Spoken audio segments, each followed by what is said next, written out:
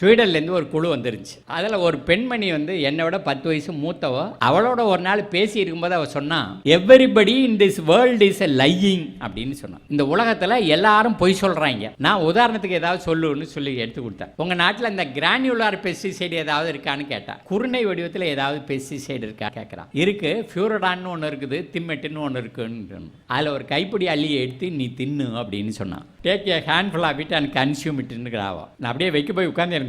நாட்டில் நடக்கிற அத்தனை தற்கொலையும் அதை வச்சு தான் நடக்குது. நம்மளை அள்ளி திங்க சொல்லிட்டா அப்படின்னு சார். ஆனால் அவள் விடலை. அவள் கேட்டா வாட் வில் ஹேப்பன், மறுபடியும் கேட்குறா என்ன நடக்கும் அப்படின்னு கேட்டாவோ. நான் சொன்னேன் நான் செத்து போயிடுவேன்னு சொன்னேன். I will tie. பெஸ்ட்டை கொலை பண்ணால் பெஸ்டிசைடு நீயே, அது ஒன்றையே கொலை பண்ணுதே, அது எப்படி பெஸ்டிசைடுன்னு கேட்டா. காலேஜில் போய் படிச்சு கிடிச்சு பட்டங்கிட்டெல்லாம் வாங்கிட்டு வந்து அந்நிய நாட்டு பொம்பளைகிட்ட அவமானப்பட வேண்டியிருக்குது. அப்போ நான் கேட்டேன் என்னென்னு சொல்லணும்னு கேட்டேன். சொன்னால் பயோசைடுன்னு சொல்லணும். எந்த உயிரியாக இருந்தாலும் கொலை பண்ணுகிறது.